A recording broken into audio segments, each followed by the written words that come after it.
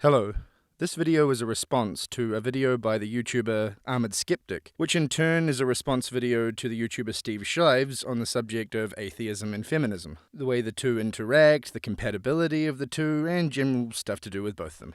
And stuff to do with the YouTube atheist community and the YouTube feminist community, etc., etc. I want to make it clear to Armoured Skeptic that this is not an attack on him. I happen to have a good deal of respect for Armoured Skeptic. I've found his videos on the subject of creationism and arguments against Christianity to be quite entertaining and interesting.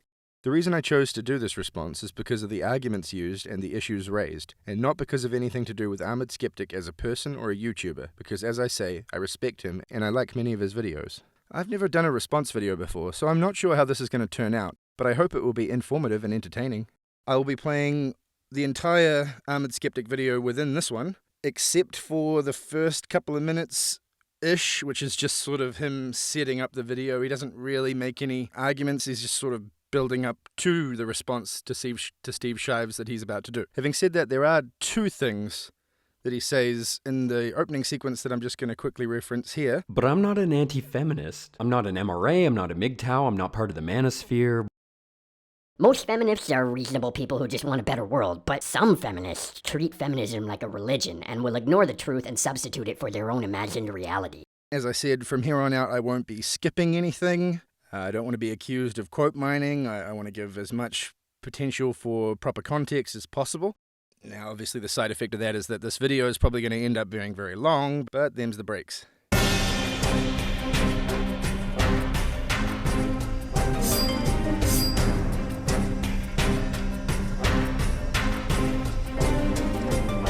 Before I get started, I just want to point out that I don't hate Steve Shives, I just hate his ideas. Steve Shives was one of the first people I subscribed to when I first became atheistic. Specifically his series, An Atheist Reads, where he reads Christian books, creationist books, and debunks them using logic, reason, and science, and basic argumentation skills, was very attractive to me, and it taught me how to use and apply logic to everyday conversations. So you can imagine my surprise and my dismay when I found out that Steve Shives had drank the Atheism Plus Kool-Aid and decided to follow along with the feminist mindset and refuse to use basic reason and logic and accept arguments that are based on reason and logic when confronted with opposition against his position on feminism. Now you say that you're not an anti-feminist, and you say that you understand that most feminists are fine, decent people. That really seems to conflict with the way you phrased that last bit. You know, I find that kind of broad generalization to be, very unhelpful, very unscientific, and it's also two different logical fallacies. You say the feminist mindset, making feminism out to be a monolith, when you earlier said this, which indicates it has variations. Therefore, you've refuted your own statement, claiming that there is such a thing as the feminist mindset, instead of there being many varieties of ways people think about and approach feminism, whether they are on the activist side, the academic side, or just embrace it as an identity.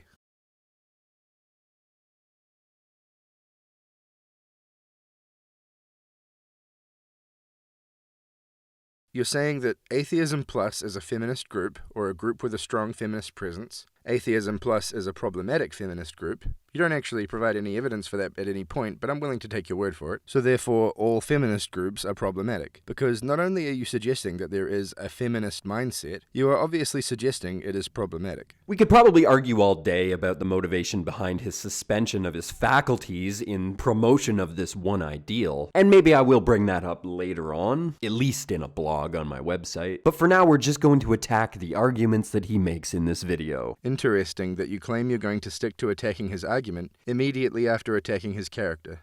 As well as being an ad hominem attack, because you were doing it at the start of the video, it also has a well poisoning effect. You've really muddied the waters. Before the audience gets to see Steve Shives' argument, you've sort of already put preconceived notions in their heads. Now, a lot of the people who are watching this are going to be your subscribers, your fan base, so they're going to listen to you, they're going to take your word as an authority. So that well-poisoning thing I find to be highly problematic. Even the title of your video is clearly meant to well-poison by comparing feminism to religion. Atheism and feminism are naturally complementary to one another. Whoa, one sentence in and I'm already like, what?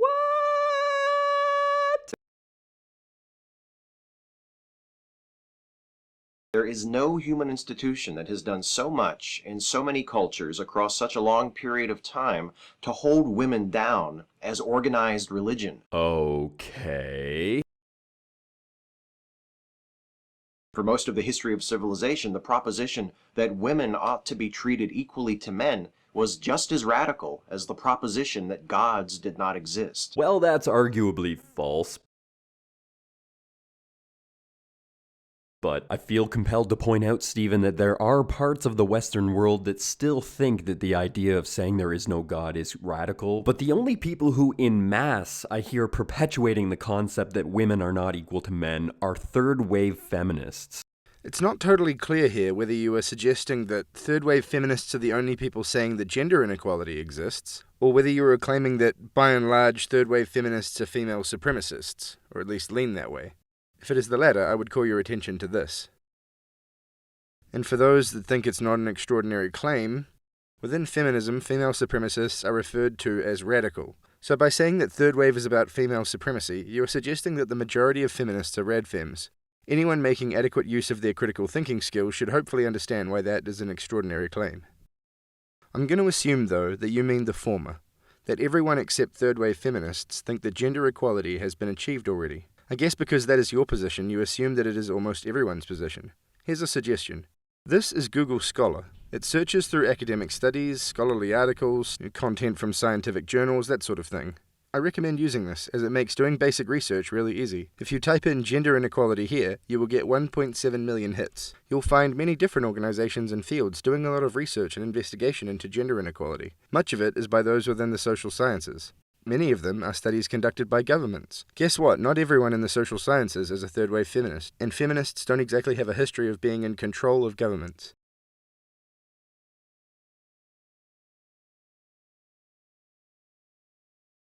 Vast numbers of people study this problem, Skeptic, and the consensus is most certainly that gender equality has not been achieved anywhere.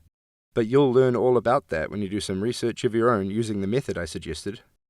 The idea that atheists are more persecuted than women, there could be some truth to that within the United States, because the United States has a bizarrely high proportion of religious people compared to most other Western nations. I don't live in the States, so I can't speak to the culture there with any real authority beyond, what I see and hear, but that's not the same as actually living it. I can tell you for sure that in my country, atheists do not now, nor have they ever in my lifetime, suffered any consequences of being an atheist that I've ever heard of.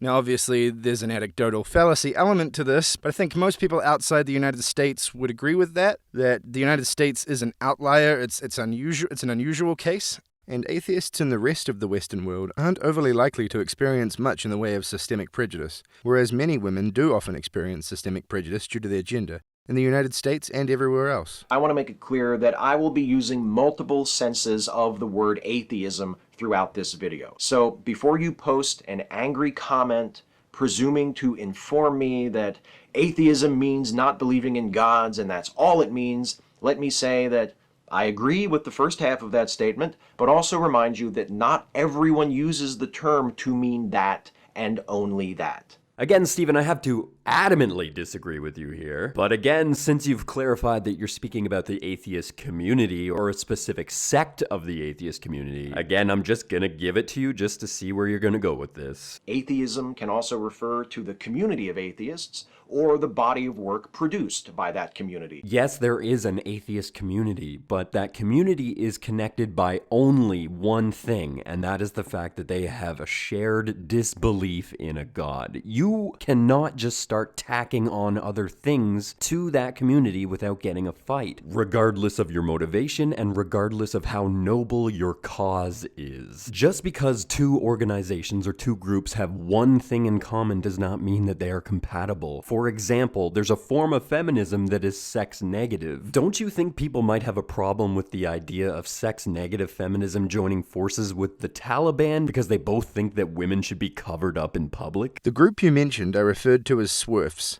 There's no statistically significant group within feminism that defines itself or is defined by others as sex negative. There's been a few people online trying to make that label a thing in terms of applying to people with so-called prudish attitudes towards sex and sexuality, instead of mainly referring to SWERFs, but so far it hasn't amounted to anything of note. with regard to being covered up in public, SWERFs are anti-sex work, anti-pornography, and intolerant of those who work in those industries. They're not Victorian aristocrats. Given the fact that both atheists and advocates for the rights of women have historically been oppressed by organized religion. That's a tenuous connection. Atheists and advocates for female rights were both oppressed at one time. Check. You say it's a tenuous connection, but you also indicate that it's a correct connection, and I'm not sure why you say tenuous, because there's specific things written straight into the Bible about oppressing women. How it should be done, lists of infractions, appropriate punishments, the degree to which it should be done, how brutal you should be, etc. And I would say that that is literally textbook oppression of women, being that the Bible is and has been a sort of blueprint for non-secular Western culture for, 1,500 years plus. And also given the fact that modern atheism has largely rejected other regressive attitudes traditionally promoted by religious fundamentalism, like hostility to science and modern medicine, or overt prejudice against LGBT people, you might think that atheism and feminism would be the strongest of allies. Yeah, I wonder why that is. Wait, what was that you said? Modern atheism has largely rejected other regressive attitudes. This is exactly the issue that split the atheist community in two when Atheism Plus reared its ugly head. The feminist community started proposing regressive ideas, taking away people's freedom of speech. Denying someone a single potential platform for speech is not the same as taking away their freedom of speech. But why am I bothering to say this? There's an enormous amount of videos, articles, etc. explaining this, and I have to assume you've seen several of them because you're a well-informed, knowledgeable guy. Punishing members for asking questions and proposing new ideas, and publicly shaming people, including women, for not toting the line. Essentially, a group of bullies decided they wanted to police the community because they found it troubling. I know I'm not the first person to say this, but you're essentially proposing that we reinstitute Atheism Plus with a new coat of paint. Steve has not made that argument. He is not in any of the clips you've shown has he argued for policing the YouTube atheist community. He's never said that. And in the minds of many atheists and many feminists, they are. And that's fine for those of you who feel like you can balance both ideas. Go for it. Call yourself an atheist feminist. I don't fucking care. By using the word balance, you are implying that some amount of effort is necessarily involved in maintaining being an atheist and a feminist at the same time. See how that implies that they are not a natural fit? This is completely false and unsubstantiated. There is nothing about feminism that necessitates or even encourages belief in God or gods or anything supernatural at all. Remember, you emphasized a very strict definition of atheism. If we extend that to feminism, so we can maintain consistency in our argument, then there is absolutely nothing at all theistic about feminism, and there never has been, regardless of any attempt at special pleading by attempting to broaden the definition to include something that bolsters your argument. And if we do broaden the definition, and I'm not advocating doing so by discussing it, then we do so of atheism as well. And if we do that, I would assert that a broadly scientific mindset comes in first. Feminist theory that informs the goals of feminist activism is based in the social sciences, and the fields conducting the majority of the knowledge production are widely respected and influential in most academic communities in the West. It is fair to say that the vast majority of researchers and thinkers in gender studies, women's studies, and feminist studies are broadly scientifically minded. Do you think biologists, for example, would do regular interdisciplinary research with those fields if they were just sitting around making stuff up? Academic fields are not invalid because you disagree with their findings or don't know about their findings. But atheism isn't necessarily an ideology. But feminism is an ideology, and there's a lot of baggage that comes along with the title of feminist, and you're trying to slap a title onto a group of people who are already trying to shed themselves of titles. A lot of atheists don't even call themselves atheists because they don't like the implications that come along with titles and identities. You're trying to force a community of people to take on a new identity. Steve didn't say that.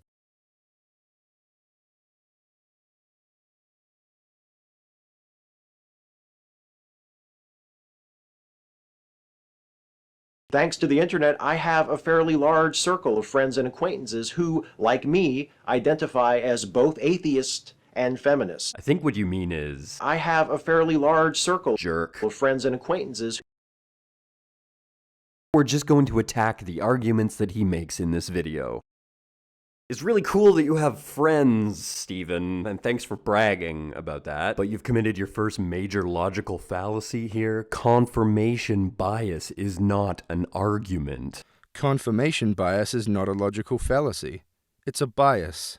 And find that the two fit together quite neatly. Voices supportive of feminism are everywhere in the atheist community. Even if every single atheist on the planet agreed with you, that does not make what you say correct. Unfortunately, there is also a faction within atheism that is aggressively hostile toward women in general. Citation, please. And outspoken feminists in particular. Okay, that much is true. This faction is most active here on YouTube.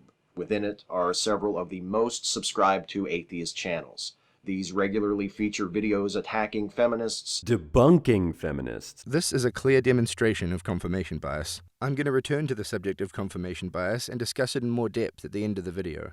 spreading misinformation about feminism, reporting on what feminists do, and attempting to undermine efforts to address problems of importance to feminists, such as sexual assault. Oh my god, nobody is denying that sexual assault is still an issue. This is the ultimate feminist straw man. Everybody knows that people still get raped.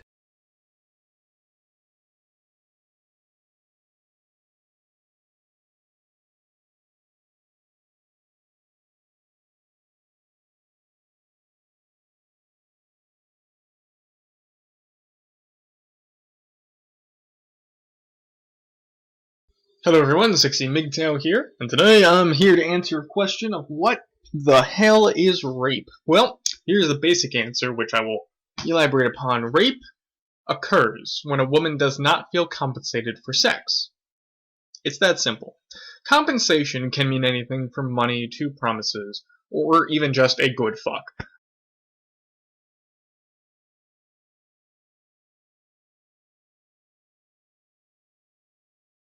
What we're denying is that there's a rape culture. Nobody's denying that there isn't still sexism out there. What we're denying is that there's a systemic issue of sexism in society. But for some reason, feminists are unable to discern the two concepts from each other. Denying there's a rape culture is not a denial that there is rape out there. Denying that there's a systemic issue of sexism in the Western world is not the same thing as denying that there is sexism in the Western world. Every single argument I've ever heard against the existence of rape culture, and I've heard a lot, fails to understand what the term actually means. When people object to the term rape culture, they seem to think that it is implying that rape defines our culture, whereas in reality it is the other way around.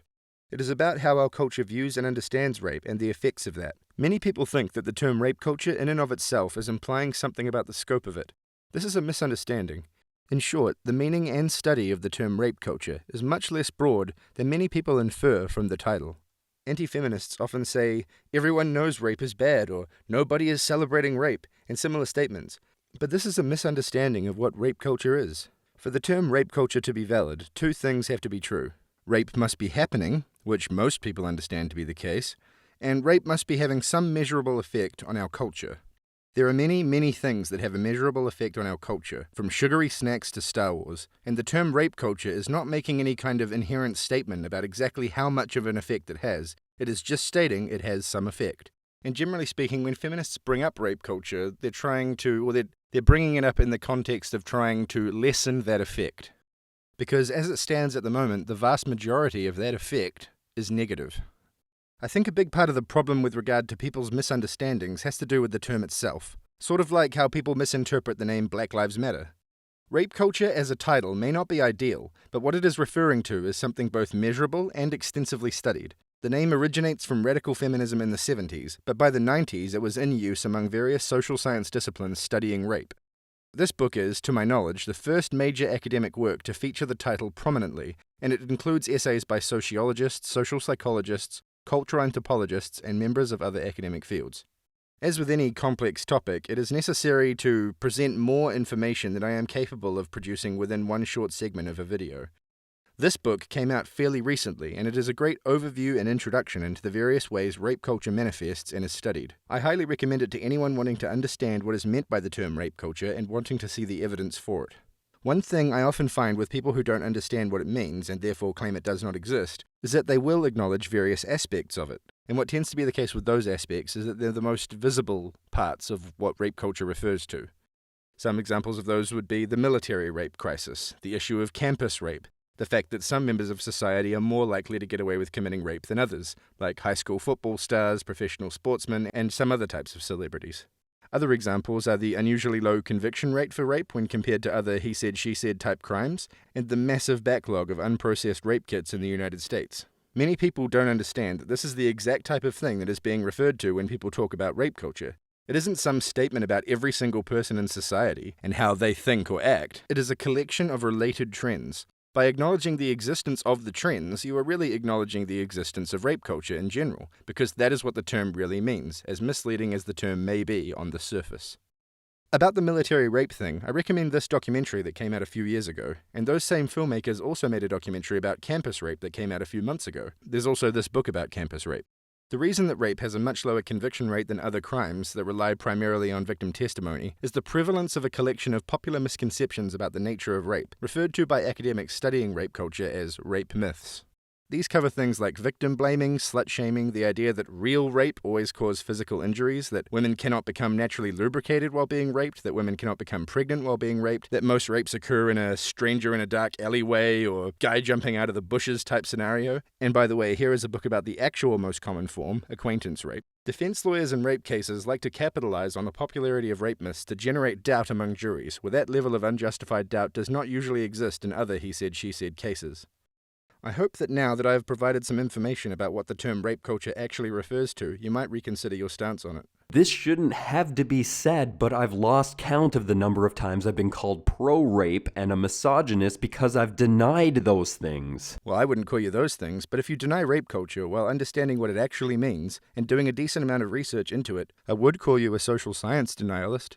Let's repeat what we did for gender inequality. Just shy of 500,000 scholarly articles and studies for you to browse through at your leisure. Or feel free to shield your opinions from the scrutiny of looking into the facts. Or the wage gap. The gender wage gap does not exist the way that you think it does. Yes, women as a whole are making less money than men as a whole, but that's because there are less women in STEM fields, and not because they're not allowed to join, it's because they don't want to join. I'd like to first point out a couple of misconceptions in what was just said. There seems to be this absurd idea within anti-feminism that feminists think that every job, or even most jobs, involve a direct pay disparity between men and women. This is not true.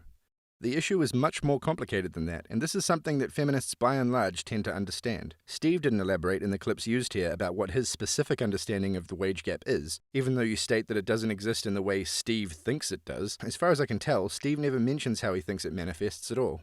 So I'm not speaking for Steve, but for the majority of feminists in general, and certainly for the academic side of things, who understand this issue a lot better than you do, Skeptic. I know that because you put the entire thing on the STEM fields, which is a laughably reductionist and naive stance. The problem is much wider than just STEM, and it involves not only many other industries and fields, but also other things like pregnancy and childcare.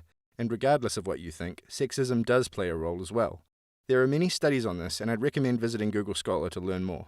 But since you brought up STEM, I will follow along and focus on that. Have you spoken to many women who have tried to go into the STEM fields and then decided not to? And have you asked them why they made that decision? Because if you do that, you'd find a lot of them say things like systemic sexism, for example. A male-centric culture that they felt unwelcome in, that sort of thing. The same sort of stuff that female gamers, for example, often say. But let's say we assume that there is no sexism within the STEM fields. It's not enough to just shrug it off with they don't want to. Because women are 50% of the population, and having a bigger pool of people they can potentially choose from can only be good for the STEM fields, and good for society in general. There's two possibilities for why they aren't going into the STEM fields: biological determinism and socio-cultural factors. The former being a fixed, unchangeable state dictating what women are likely to be interested in, the latter being changeable contributors that shift over time based on environmental, developmental, educational, and cultural factors, which would include things like sexism and a huge amount of other things, to the point where whether or not the sexism is systemic really doesn't matter. The current science suggests it is probably not biological, and therefore can likely be changed. I would argue then that it should be changed. It would benefit STEM and society in general. Now let's have a think. What activist movement is trying to encourage socio-cultural change with regard to gender-based discrimination and equal employment opportunities for those doing work not traditionally associated with their gender? Countering the negative aspects of traditional gender norms in a wide variety of ways is a major focus of third-wave feminism. But I don't need to tell you that, since you're so well informed. Beyond that, their supporters eagerly join the effort, inundating comment sections with insults. You are aware that people are incapable of controlling their audience. You've used the word control there, and obviously you're right. One person on the internet cannot control the actions of another person on the internet. However, they can influence their subscriber base's actions. You can see this in the way that Thunderfoot has a tendency to sort of underhandedly unleash his followers out on his enemies. You can see that, for example, with Kevin Logan's subscriber base, who recently were flagging your girlfriend's videos, and he came out and said, don't do that, and it stopped, to my knowledge. I could be wrong about that, but I believe his request had an impact. So you can definitely influence your subscribers, your followers. One of my big problems with the atheist community is there isn't enough of that going on. There doesn't seem to be. That's why Kevin's statement there was sort of, people were taken aback by it, because you don't see that kind of stuff all that much on YouTube, including in the atheist community. I certainly assert that more could be done to stop that sort of thing from happening. It's not control, but it is influence. Pedantic demands for evidence of even mundane and uncontroversial claims. Wow, people are asking you for evidence to back up your claims? The internet has just turned into a fucking madhouse! You just completely missed Steve's point there. What Steve is talking about there is sea lining. He's talking about asking for evidence as a diversion tactic. For example, when people ask for citations for things they could easily research themselves, while not commenting on or responding to the evidence they've already been supplied with on that and other topics. Say, for example, in a video with clips of articles and comment threads. Steve is calling out disingenuous, bad faith requests for evidence from people who have no interest in actually examining it, other than with the express intention of trying to undermine or disprove it somehow. Debunking feminists. And childish declarations that they have been pwned or wrecked. Probably from teenagers. Commenters of this sort also like to challenge feminists to debates on behalf of their favorite anti-feminists. Okay. Occasionally, especially if the target is a woman, they'll even resort to doxing or threats of physical violence. That form of behavior is as old as the internet. What does how old it is have to do with anything? It's not like Steve was saying it has never happened before ever. Why would you think that pointing out the fact that the problem's been around a long time would be some kind of argument against Steve's view that we should care more about the fact that it is happening now? I take issue with the way Steve has phrased this, because what I would say is that there seems to be a big difference in the way that YouTube anti-feminists approach their disagreements with male and female feminists. Most of the prominent male YouTubers in the feminist, atheist, social justice-y community here get challenged to debates on a pretty regular basis, whereas that doesn't seem to be the case that often with women. And women seem to receive more harassment and threats and get doxxed more often. I understand that that's purely anecdotal evidence, just saying that's how I've perceived it. Everybody knows most of the time doxing and threats of violence are committed by third-party trolls who actually have no interest in the conversation at all. Everybody knows that? Everybody. See, it's a baseless assertion, so I certainly don't know that. And I'm guessing that you don't know that either, because you haven't provided any evidence for it. It's quite an unusual claim. It doesn't seem logical to me that a completely neutral third-party person would come along and dox someone without any interest in the discussion or the parties involved. It seems to me it's probably more likely that most of the time it is someone who's an interested party. Funny little story though, I have been doxxed twice, once when I was in the Atheism Plus community and once again recently, and both times it was by a feminist. You can't make yourself out to seem like some sort of fucking hero because somebody did something bad to you. Steve didn't say that. And again, you are committing another logical fallacy by implying that the fact that you have been attacked is in some way validation that your position is correct. Steve didn't say that. The high-profile anti-feminist YouTubers don't directly instigate these actions of their followers, but they don't seem all that concerned with them either, despite these sorts of things being done in their names by self-professed fans of theirs all the time. Steve, people cannot control their audiences. But they can influence their audiences. Unless you can directly link statements made by YouTubers to the actions committed by audience members, then you do not have a leg to stand on. There are shitty people out there that happen to be subscribed to YouTubers. That does not inherently make that YouTuber a shitty person for having a shitty audience member. Steve didn't say that. The atheist community as a whole is perceived by those outside of it as being a place where sexism and misogyny are not merely tolerated, but rewarded. Whoa, and I wonder who it is that's perpetuating that concept. There is also a faction within atheism that is aggressively hostile toward women in general. So your argument here is that the idea of the YouTube atheist community having problems with sexism is primarily perpetuated by people like Steve stating that that is the case, rather than it actually being the case. Do you not realize how weak that is as an argument? To illustrate my point, I will turn that logic around on you. You claimed earlier that the Western world does not have issues with systemic sexism. Because you provide no evidence for that, I assert that the only people perpetuating that idea are those like you, simply stating it in an unsubstantiated way. I take it that you have not been compelled to now agree that systemic sexism does indeed exist in the West. One of the most damaging effects wrought on society by religion has been the subjugation of women. For centuries, we've been told that women are unfit for leadership, ought to be kept in narrow gender roles as wives and mothers, and are undeserving of autonomy and generally less worthy than men. Many atheists are quick to speak out against the religious oppression of women today, whether it's found here in the West or in other parts of the world.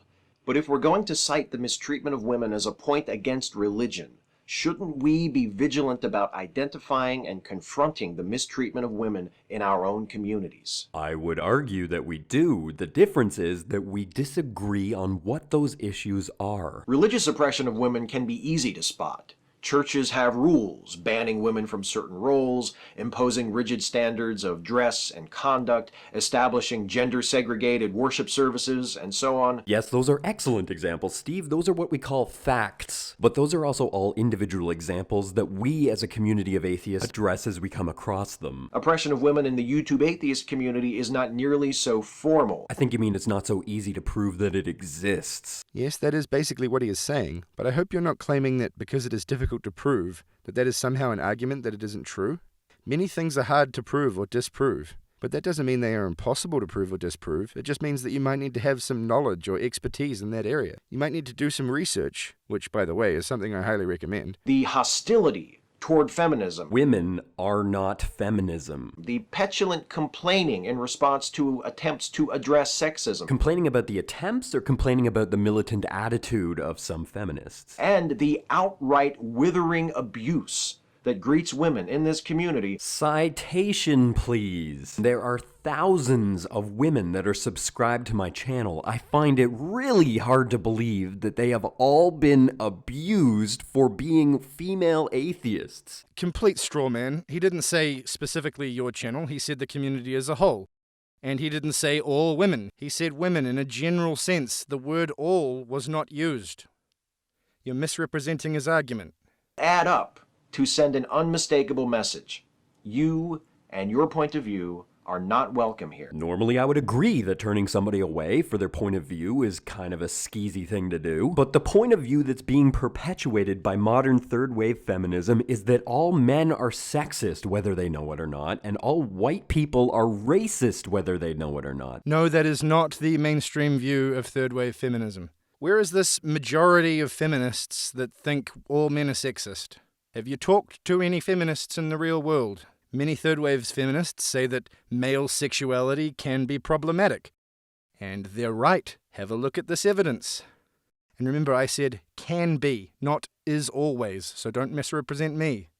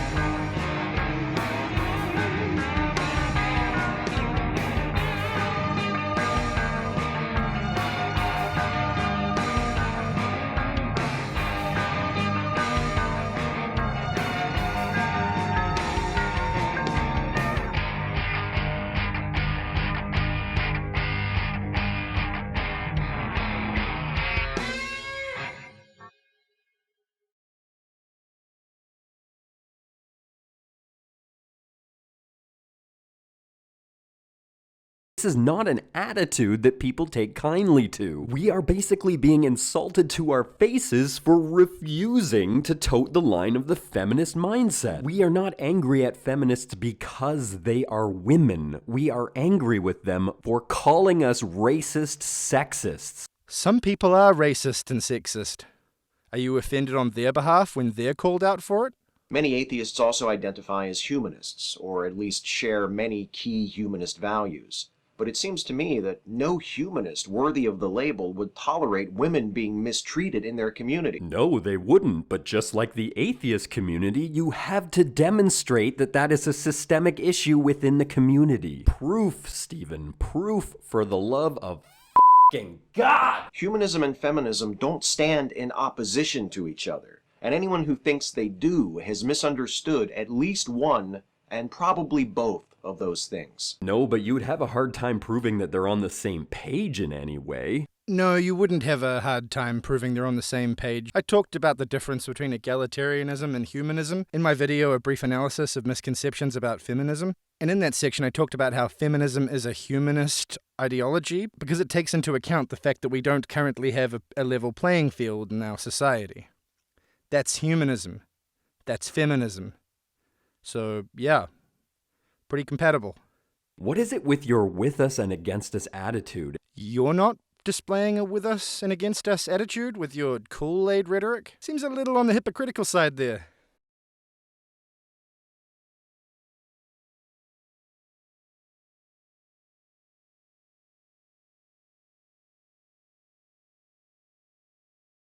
Though the anti-feminist YouTubers aren't representative of the broader community, theirs are often among the first voices encountered by people who are curious about atheism. Oh geez, Steve. Oh geez, let me get that for you. Let me cover that up for you. Oh God. Oh, that just about ruins almost every single argument you made so far. Whew, that's embarrassing. So wait, you think the fact that there are prominent women in the YouTube atheist community, or in this specific example, a woman, is somehow an argument against Steve saying that some of the most prominent YouTubers are anti-feminists? Women are not feminism. You present this as some sort of gotcha type moment, but it is completely illogical.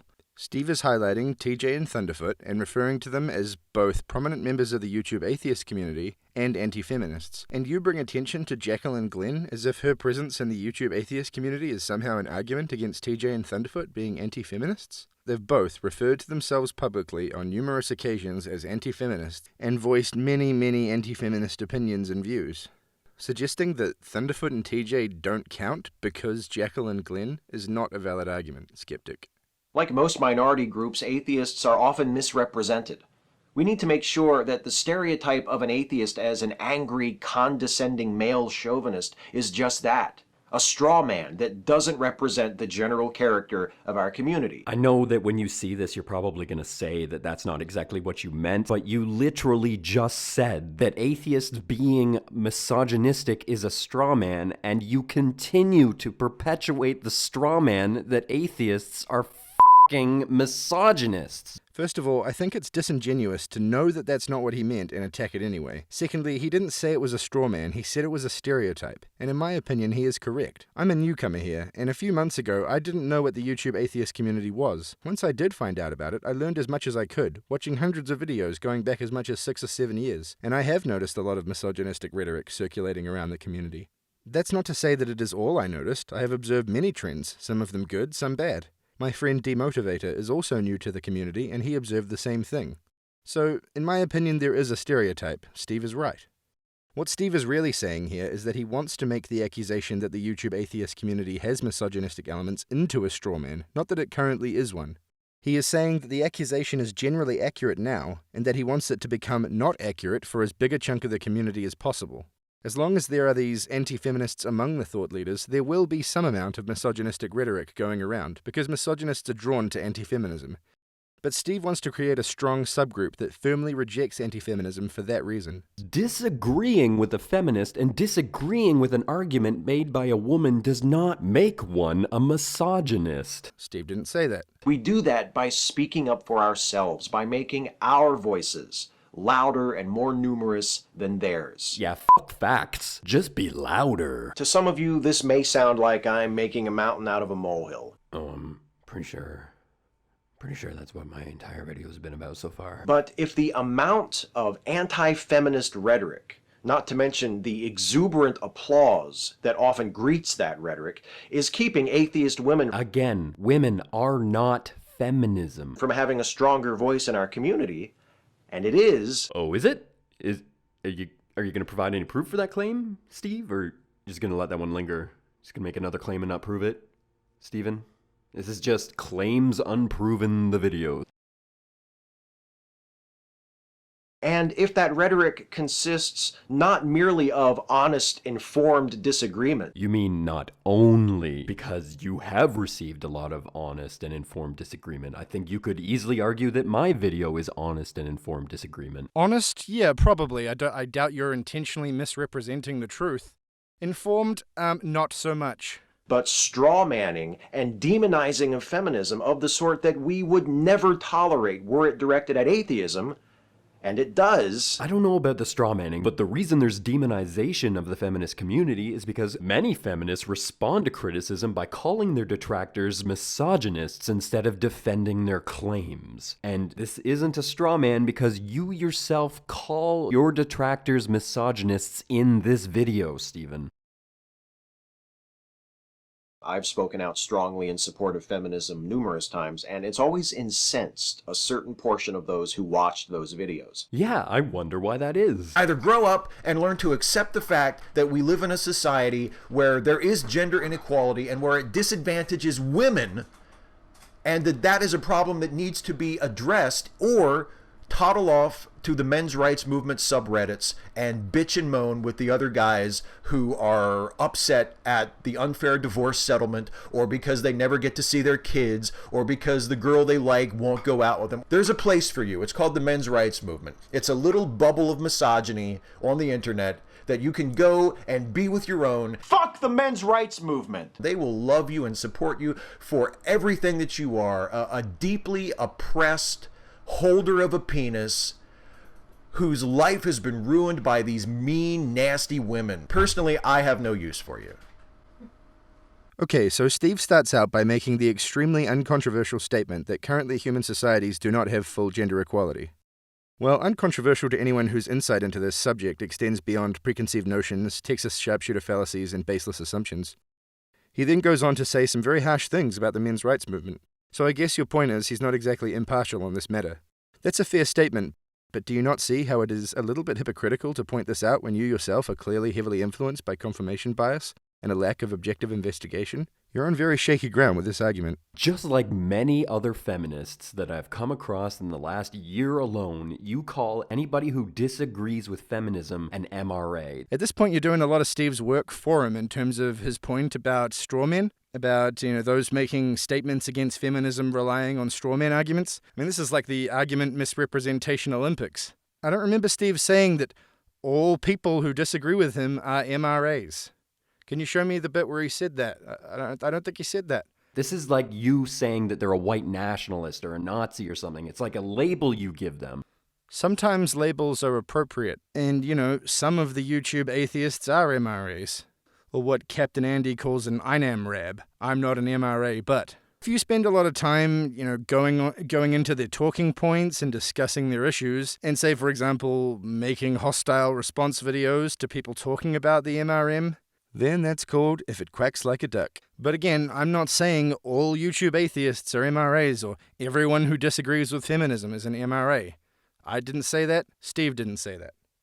And then along with that label, you give them everything that's attached to that label in your mind. Feminism is also a label, and feminism also has other baggage that is attached to that label that people like me do not want attached to them. I guess you don't want to be judged by people who haven't done the slightest amount of research into it, yet claim they are well informed. Just like feminism, the men's rights movement is filled with people who are doing it for the right reasons and are not terrible people. But also, just like feminism, there are extremists in the group, and those extremists are extremely similar to the extremists in the feminist movement. Obviously, you're right that there's moderates in both groups. I just made a video addressing the moderates within the men's rights movement myself. I know they exist, I acknowledge that, but are they really the mainstream? It's funny, I have a friend who's a moderate MRA, and he certainly doesn't think they're the mainstream. He doesn't accept the title MRA because they're not the mainstream. I have friends that are feminists. I have friends that are MRAs, and I'm sure they would get along just fine. You're sure? You're sure they would get on just fine? I don't know these people, obviously. You do, so you have a better understanding of them. But if you pick a random MRA and a random feminist, they're probably not going to get along just fine.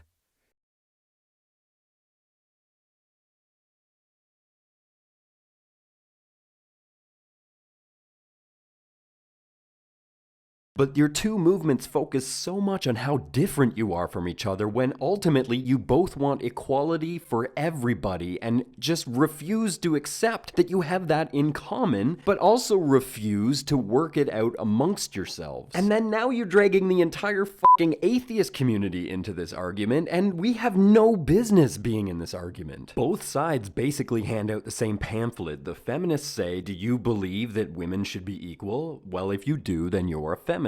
And the men's rights movement says, do you believe that men should be equal? Well, then you are a men's rights advocate. Both sides are trying to scoop up as many people as possible and draw your lines in the sand. Yeah, there's a pretty big difference between the two, though, isn't there? I mean, feminism is a lot bigger, first of all, than the men's rights movement. Feminism has a whole academic side that the men's rights movement doesn't have.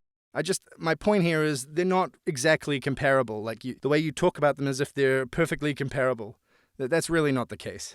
And I'm not saying that difference is bad for feminism or it weakens feminism or is negative for feminism. A lot of the time it's positive for feminism. A lot of the time that difference hurts the men's rights movement. But all the anti-feminist stuff within the men's rights movement isn't exactly helping their public image now, is it? Why do you find it so hard to believe that the two of you can find equal ground? I'm gonna go with this.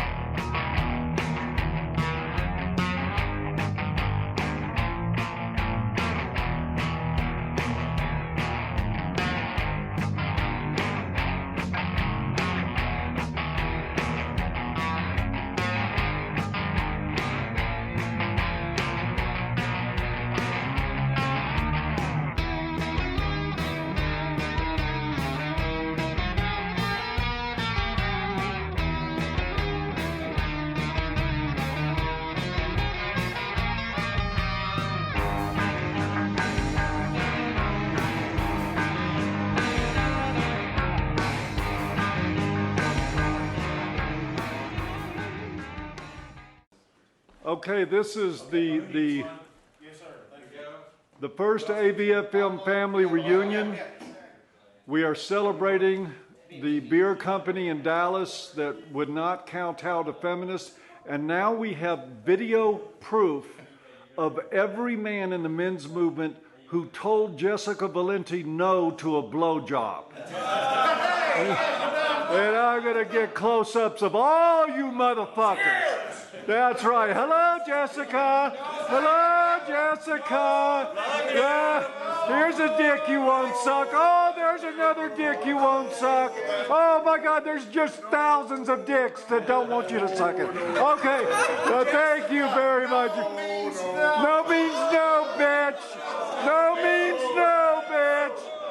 Okay, yeah, nobody's intoxicated here. No means no. No means no. No means no. No means no. No means blow. No means blow. Anybody, anything else they'd like to say to the world of feminists? Because this is going on YouTube. Go fuck yourself!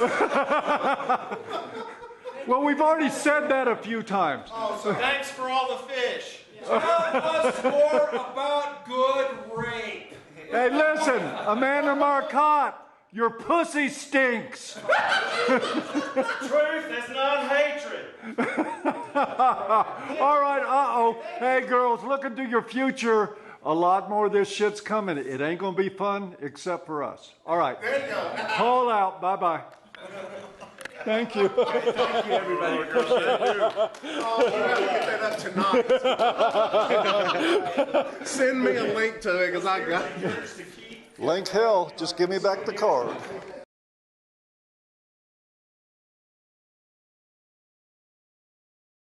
And on top of that, why do you keep trying to lump your friends in on your side and your enemies on your other side? Not everybody who disagrees with a feminist is an MRA. Steve never said that everyone who disagrees with a feminist is an MRA.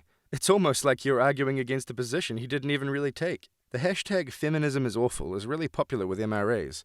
That might indicate a potential problem with members of the two groups getting along. Some even try to deflect the charge of being anti-feminist by claiming that it's only third-wave feminism that they really have a problem with. First of all, that's not a deflection, that's an explanation of their position. And second of all, anti-feminist is a label, and again you are trying to label your opponents instead of understanding their position. Feminist is a label, and again you're trying to label your opponent rather than understanding their position. See how the reverse of your statement applies so well to your own argument? You're assuming that Steve doesn't understand their position. He seems to understand them pretty well from what I've seen. Also, there's a slight implication, whether intentional or not, that applying a label to someone and understanding their position is mutually exclusive or even just not very compatible. I would argue that when the label is correct, that's an important part of understanding many people's positions, and it seems to me the term anti-feminist isn't exactly misapplied a whole lot.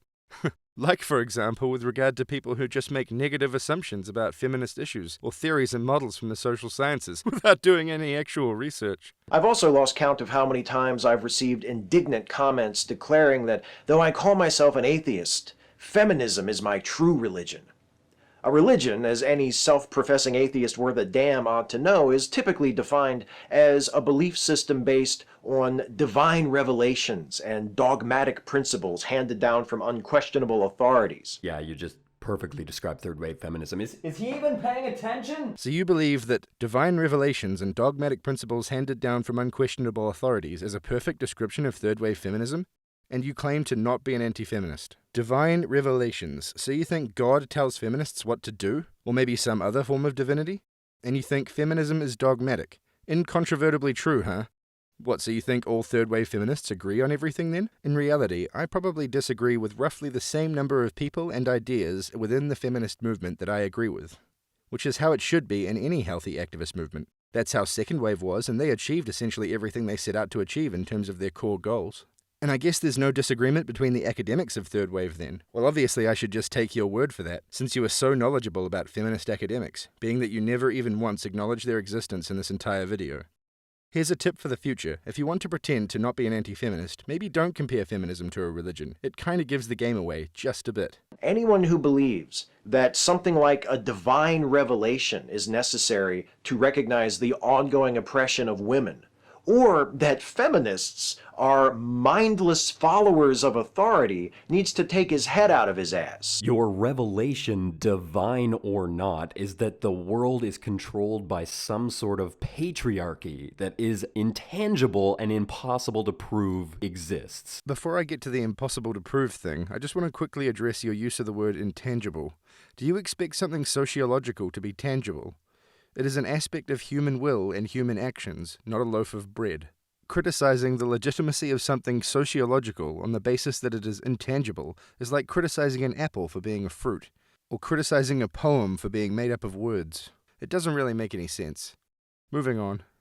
The idea of patriarchy isn't just something that fell out of some rando's head one day. It is a scientific theory that has been studied extensively and still is by sociologists, psychologists, social psychologists, anthropologists, social anthropologists, cultural anthropologists, biologists, and sociobiologists. You know, experts. and the relevant disciplines. These are fields studying how things are in the present, Skeptic, with regard to us human beings and our societies. To anyone with at least a passing familiarity with the social sciences, what you've just said is a very cringeworthy statement, kind of like when a creationist talks about evolution. You seem to think that it is just feminists who talk about patriarchy? Here's some books you might want to consider looking into, so you can be well informed, as you yourself acknowledged as an important part of constructing a solid argument.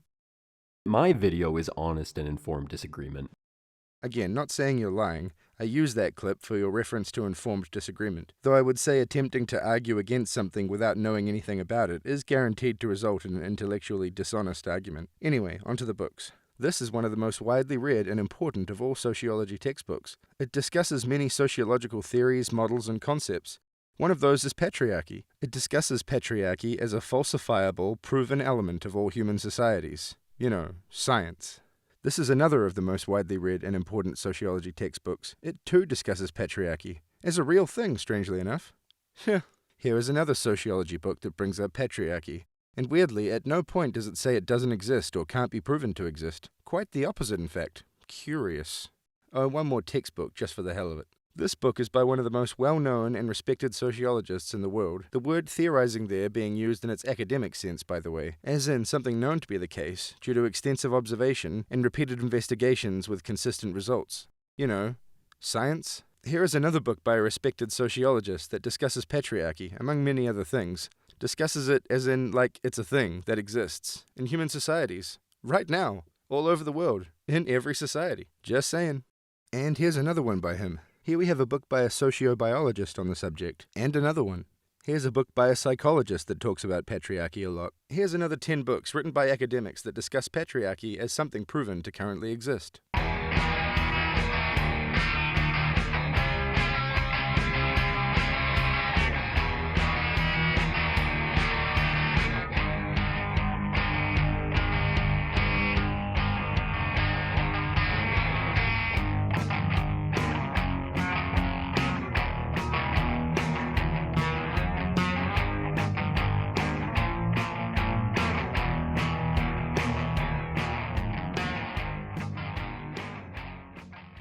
This is why you do research before making videos. Just shrugging something off without looking into it, I find that mentality irritating, to be honest. This thing I heard about doesn't fit my preconceived notions, so I will assume it is bullshit without investigating. Does that seem particularly rational and logical to you?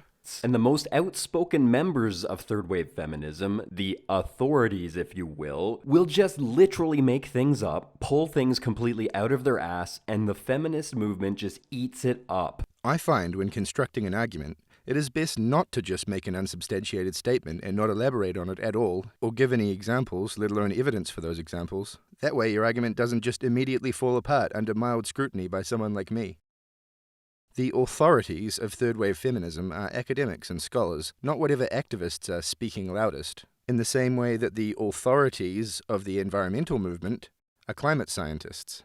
Activist groups are not the authority in such cases. Modern feminist theory, which is what all the activism is based on and heavily influenced by, is developed by the academic fields of gender studies, women's studies, and feminist studies, working very closely with the social sciences and humanities, with a high level of multi-, inter-, trans-, and post-disciplinary competence. So what you're really saying, whether you are aware of it or not, is that several very modern, cutting-edge academic fields and the 10 or so other disciplines they collaborate with regularly are just making things up without extensive peer-reviewed research.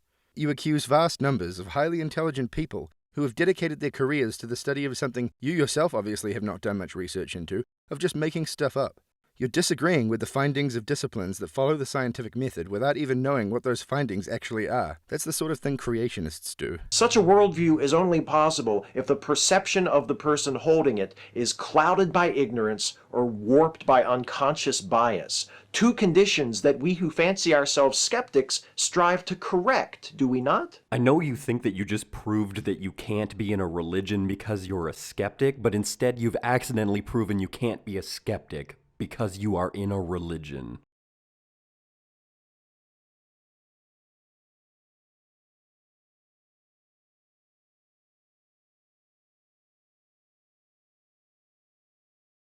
I've even suggested that the atheist movement would be better off if it adopted an approach more like that of intersectional feminism, which seeks to understand how different forms of discrimination overlap and amplify each other. Right, the form of feminism that says I'm both a sexist and a racist. Yeah, I'm definitely on board with that. Intersectionality says you should embrace people who are in more than one activist movement and work with the other activist movements.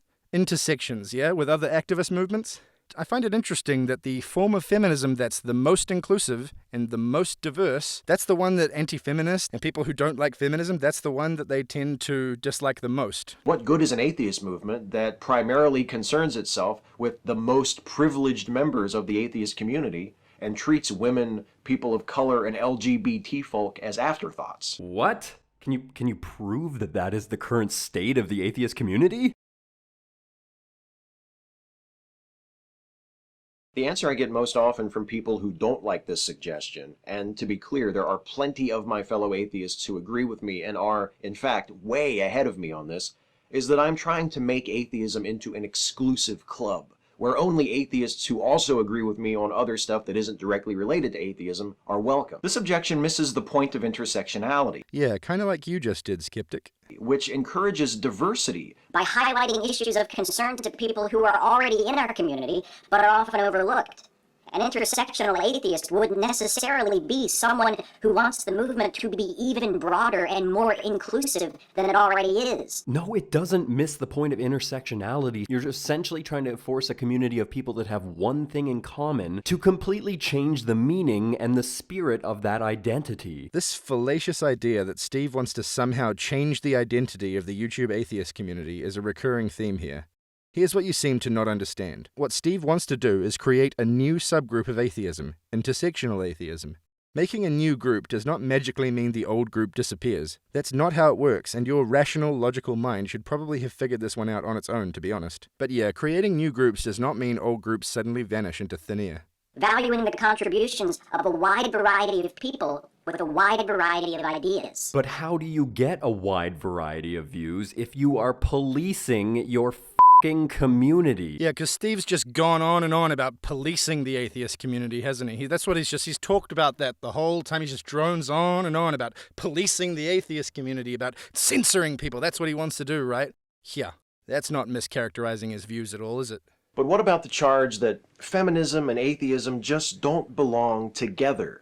Perhaps, to appropriate a phrase from a famous atheist who was not afraid to call out sexism when he saw it, they are simply non-overlapping magisteria. Correct, they're not. I wish that more of the people who complained about what they see as an unwelcome injection of feminism into atheism felt the same way about the infusion of misogyny into it. A, misogyny is not an identity or a movement, and B, you have not proven that misogyny has infused in a systemic way into the atheist community. I'm still waiting for that fucking proof. Paul Elam used to call himself the happy misogynist. But that's not part of his identity at all, right? Because the truth is, I wouldn't be so keen to talk about feminism in the context of the atheist community if the atheist community, particularly here on YouTube, were not so tolerant of the awful, backwards attitudes toward women displayed by some of its most prominent members. TJ is pretty much the most hated atheist on YouTube. I don't think even he could deny that. Atheists have called him out on his political opinions several times, and I don't think you could really argue that he's representative of a larger group of misogynistic atheists who are openly anti-woman. I would personally say that Thunderfoot is more hated, but it doesn't really matter at the end of the day. Okay, so there's a few misunderstandings in here. First of all, Steve was referring to the thought leaders. He said prominent members of the community. Now, he didn't do a very good job of saying it, but what he's saying there is he's referring to the thought leaders. He's not referring to the hundreds of thousands of people in the subscriber base of the thought leaders. I mean, they're not prominent, are they? He's talking about prominent atheist YouTubers. Now, you say openly misogynist. Did Steve say that any of these people are openly misogynist? Now, there's not many people out there who would just happily embrace the title of misogynist. Now, Paul Elam's an outlier. He's a nutcase, okay? Most of them don't do that. And yeah, I would say that TJ has some misogynistic views, but stuff like TJ's obsession with false rape, this mythic, non-existent false rape claim epidemic, yeah, it's not supported by the facts. Yeah, when you have a view that doesn't have any supporting evidence, a baseless assumption that's specifically gendered.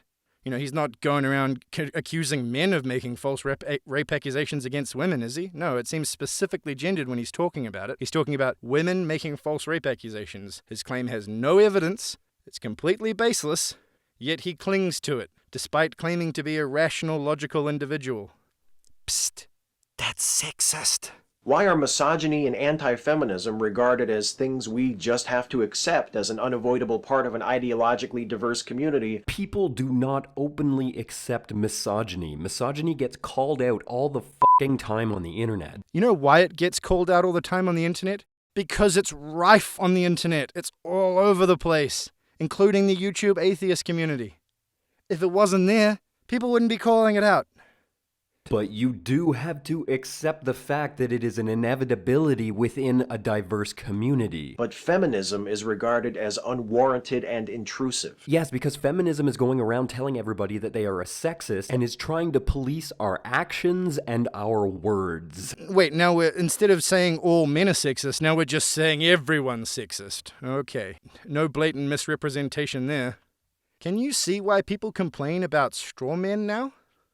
Modern feminism is regressive, and that is the part that people are refusing to accept. Regressive means going back to a point in the past where we were once at.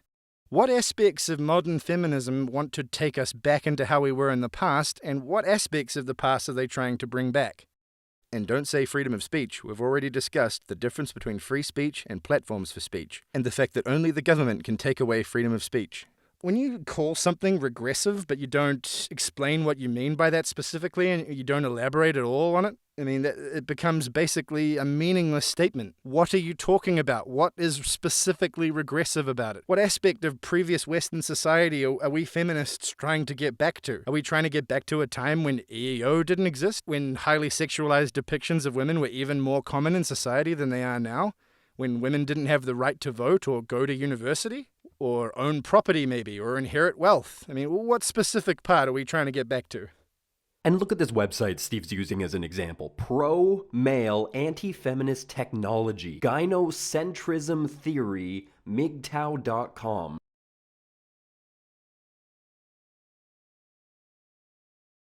Do you honestly believe that this is representative of the atheist community? This entire video, you've been strawmanning your detractors and poisoning the well when representing them. This is intellectual dishonesty at its worst. Hypocrisy, thy name is Armoured Skeptic. You have strawmanned almost everything Steve has said. All major human rights movements have struggled with them, including feminism, which has a long and well-documented history of centering itself on white women and neglecting women of color. Feminists are racist Nazis, got it. Maybe instead of hyperbolizing what Steve is saying, you could research it and find out that he's completely right. Do you think the suffragettes were trying to get votes for black women? No, it was pretty much an exclusively white movement globally. And you know what's changing that long history and has been changing it for a couple of decades? Intersectionality. Intersectionality has been very effective in purging feminism of that kind of racist element, and things like transphobia, in a comparatively short period of time. Intersectional feminism has been lauded by other activist movements for its focus on inclusivity, and intersectionality is being adopted by more and more activist groups now. It is an example of an idea from feminist academia being taken on by the activist side to great success. I want to return to something I talked about earlier to wrap this up. These regularly feature videos attacking feminists, debunking feminists. I mentioned after you said that this is a demonstration of confirmation bias. Your views on feminism and anti-feminism are such that you assume when an anti-feminist makes a negative video about feminism, they are debunking an aspect of it. Hence you use such absolute arguments, correcting Steve's assertion that anti-feminists make videos attacking feminists. And note, from what I saw, Steve never said that every single video an anti-feminist makes never has a single legitimate argument. He just said that they do make videos that attack feminists. And they do. Many anti-feminist videos are filled with misinformation and fallacious reasoning. Yet you correct Steve there and say that every time an anti-feminist makes a negative video about feminism, they are really debunking something a feminist said. If you didn't want to imply that, you wouldn't have used that absolutist language. This is textbook confirmation bias, and textbook hypocrisy, seeing as you condemned Steve for having a confirmation bias. This statement demonstrates both a terminal lack of objectivity and an active disdain for your subject matter. This is obvious in that you felt you could make a case against a massive activist movement and a respected academic field without bothering to provide any evidence whatsoever, no references to anything that back up your arguments at all in any way. You call citation please, yet fail to provide a single citation of your own. Your arguments are weak and invalid, and your attempt to make a case against feminism is a failure. Of course, I still respect you. As I said, we all get it wrong sometimes. If you think I got something wrong, or you have something to add to anything I've discussed, let me know in the comments, though I implore you to keep it civil, and I will endeavor to do the same. Thank you. There's a form of feminism that is sex negative. You are trying to label your opponents instead of understanding their positions. And you're trying to slap a title onto a group of people. What we're denying is that there's a rape culture. Are you going to provide any proof for that claim? What we're denying is that there's a systemic issue of sexism in society. Just going to make another claim and not prove it? Yes, women as a whole are making less money than men as a whole, but that's because there are less women in STEM fields. Citation, please. Everybody knows most of the time doxing and threats of violence are committed by third-party trolls who actually have no interest in the conversation at all. Proof for the love of God! I have been doxxed twice, and both times it was by a feminist. The point of view that's being perpetuated by modern third-wave feminism is that all men are sexist, whether they know it or not, and all white people are racist, whether they know it or not. You have to demonstrate that that is a systemic issue within the community. And the most outspoken members of third-wave feminism, the authorities, if you will just literally make things up. Citation, please. Feminism is going around telling everybody that they are a sexist. This is just claims unproven, the video. Your revelation, divine or not, is that the world is controlled by some sort of patriarchy that is intangible and impossible to prove exists. Yeah, fuck facts.